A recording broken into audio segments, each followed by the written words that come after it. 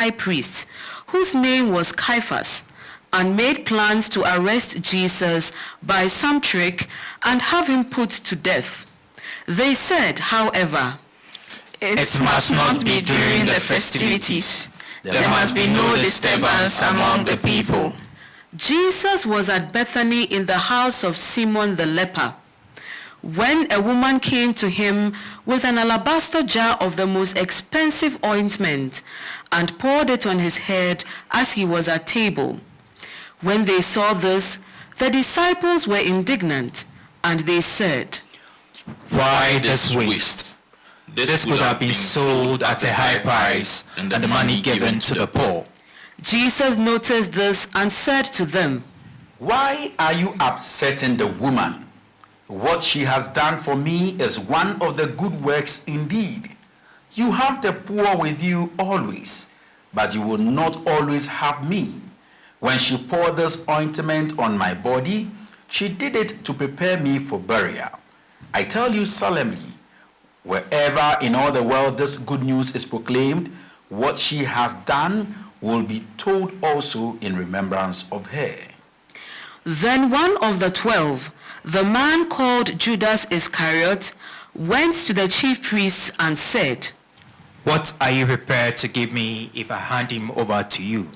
They paid him 30 silver pieces, and from that moment he looked for an opportunity to betray him. Now on the first day of unleavened bread, the disciples came to Jesus to say, "Where do you want us to make the preparations for you to eat the Passover?"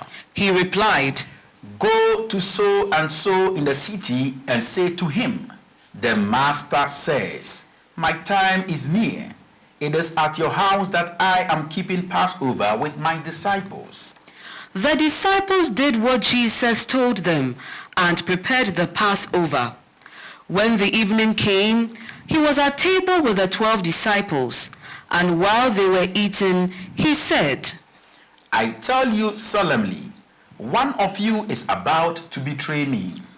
They were greatly distressed and started asking him in turn. Not I, Lord, surely. Not I." He answered, "Someone who has dipped his hand into the dish with me will betray me. The Son of Man is going to his fate, as the scripture says he will. But alas for that man by whom the Son of Man is betrayed. Better for that man if he had never been born." Judas, who was to betray him, asked him in his turn, "Not I, Rabbi, surely."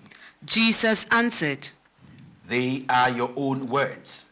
Now as they were eating, Jesus took some bread, and when he had said the blessing, he broke it and gave it to the disciples and said, "Take it and eat. This is my body." Then he took a cup, and when he had returned thanks, he gave it to them, saying, "Drink all of you from this, for this is my blood, the blood of the covenant, which is to be poured out for many for the forgiveness of sins. From now on, I tell you, I shall not drink wine until the day I drink the new wine with you in the kingdom of my Father." After psalms had been sung, they left for the Mount of Olives. Then Jesus said to them, "You will all lose faith in me this night, for the scripture says, I shall strike the shepherd, and the sheep of the flock will be scattered. But after my resurrection, I shall go before you to Galilee." At this, Peter said, "Though all lose faith in you, I will never lose faith." Jesus answered him, "I tell you solemnly, this very night, before the cock crows, you will have disowned me 3 times. Peter said to him, "Even if I have to die with you, I will never disown you." And all the disciples said the same. Then Jesus came with them to a small estate called Gethsemane, and he said to his disciples, "Stay here while I go over there to pray." He took Peter and the 2 sons of Zebedee with him, and sadness came over him, and great distress. Then he said to them, My soul is sorrowful to the point of death. Wait here and keep awake with me. And going on a little further, he fell on his face and prayed, My Father, if it is possible, let this cup pass me by. Nevertheless, let it be as you, not I, will have it.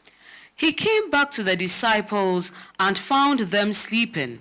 And he said to Peter, So, you had not the strength to keep awake with me 1 hour? You should be awake and praying not to be put to the test. The spirit is willing, but the flesh is weak. Again, a second time, he went away and prayed, My Father, if this cup cannot pass by without my drinking it, your will be done. And he came again back and found them sleeping. Their eyes were so heavy. Leaving from there, he went away again and prayed for the third time, repeating the same words. Then he came back to the disciples and said to them, You can sleep on now and take your rest. Now the hour has come when the Son of Man is to be betrayed into the hands of sinners. Get up, let us go. My betrayer is already close at hand. He was still speaking with Judas. He was still speaking when Judas, one of the 12, appeared, and with him a large number of men armed with swords and clubs, sent by the chief priests and elders of the people. Now the traitor had arranged a sign with them. He had said, The one I kiss, he is the man. Take him in charge. So he went straight up to Jesus and said, Greetings, Rabbi. and kissed him. Jesus said to him, My friend, do what you are here for. Then they came forward, seized Jesus, and took him in charge. At that, one of the followers of Jesus grasped his sword and drew it. He struck out at the high priest's servant and cut off his ear.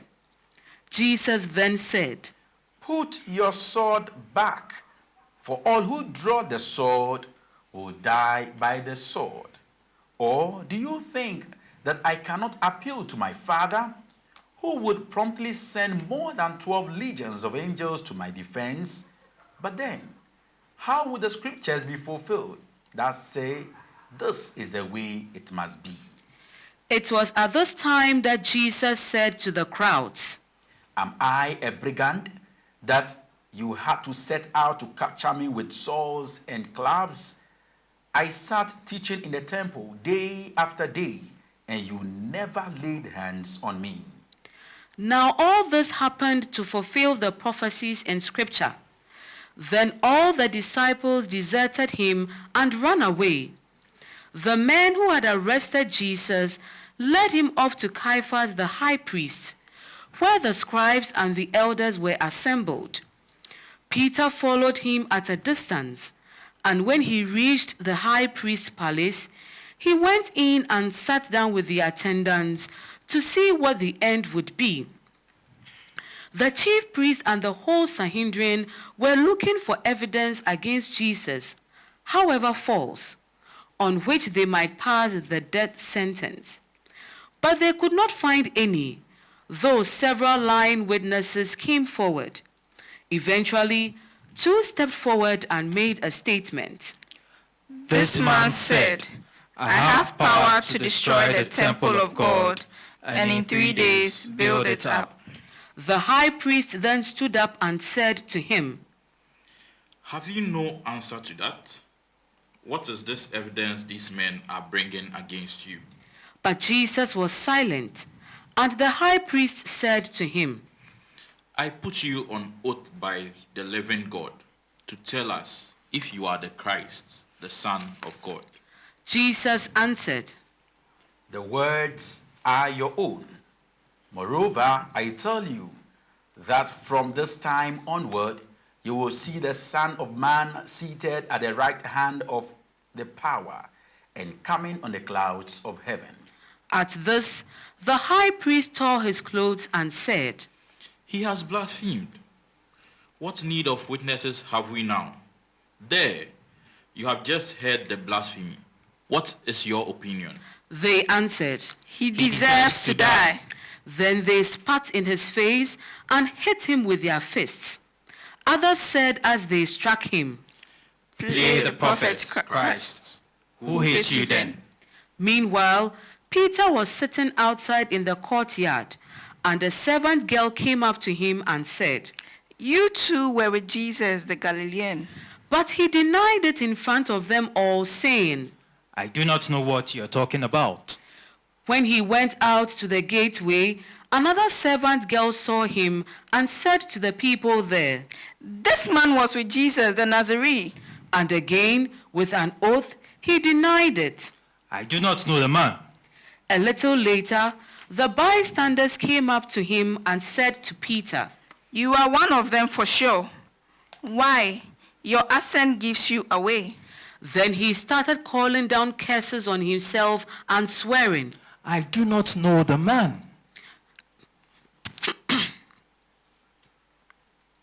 At that moment, the cock crew, and Peter remembered what Jesus had said. Before the cock crows, you will have disowned me 3 times. And he went outside and wept bitterly. When morning came, all the chief priests and the elders of the people met in council to bring about the death of Jesus. They had him bound and led him away to hand him over to Pilate the governor. When he found that Jesus had been condemned, Judas, his betrayer, was filled with remorse and took the 30 pieces of silver back to the chief priests and elders, saying, I have sinned. I have betrayed innocent blood. They replied, What is that to us? That is your concern. and flinging down the silver pieces in the sanctuary, he made off and went and hanged himself. The chief priest picked up the silver pieces and said, It is against the law to put this into the treasury. It is blood money. So they discussed the matter and bought the potter's field with it as a graveyard for foreigners. And this is why the field is called the Field of Blood today. The words of the prophet Jeremiah were then fulfilled. And they took the 30 silver pieces, the sum at which the precious one was prized by children of Israel, and they gave them for the potter's field, just as the Lord directed me. Jesus then was brought before the governor, and the governor